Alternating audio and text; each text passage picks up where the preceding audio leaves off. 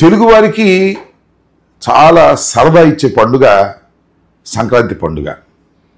సంక్రాంతి పండుగలో చక్కని ముగ్గులు, గొబ్బెమ్మలు, హరిదాసులు, గంగిరెద్దులు, కోడి పందాలు, ఇలా చాలా ఇతరితర చాలా విషయాలు మనం చూస్తాం. దేశంలో ఎక్కడున్నా మన గ్రామం వదిలిపెట్టి ఏ ఉద్యోగరీత్యానో దేశంలో ఏ ప్రాంతంలో ఉన్న హైదరాబాద్ కానీ, బెంగళూరు కానీ, మద్రాసు కానీ ఎక్కడున్నా సరే సంక్రాంతి పండగ మాత్రం వచ్చేయాల్సిందే. మన బంధువులందరితో కలిసి సంక్రాంతి పండుగ చేసుకోవాల్సిందే. అరిసెలు, గారెలు, బూరెలు, పులిహోర అన్ని చక్కగా ఆరగించవలసిందే.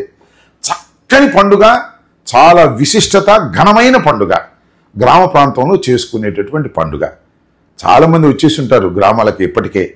వారందరికీ నేను ఒక చిన్న విజ్ఞప్తి చేయదలుచుకున్నాను.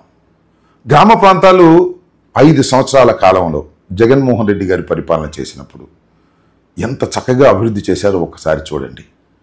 గ్రామంలో ఏదైనా పని ఉంటే ఆ గ్రామంలోనే పరిష్కరించుకోవాలి తప్ప పట్టణాలకు ఎగబాగవలసిన అవసరం లేదనే ఉద్దేశంతో అక్కడే సెక్రటేరియట్ వేశారు, అక్కడే వెల్నెస్ సెంటర్ పెట్టారు, అక్కడే ఆర్బీకే పెట్టారు.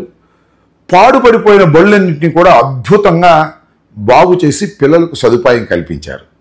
మీరు వీటిని చూస్తారు కదా, చూసినప్పుడు అక్కడికి వెళ్ళి ఒక సెల్ఫీ దిగి మీరు నేను ఇక్కడ చెప్తున్నటువంటి యూఆర్ఎల్లో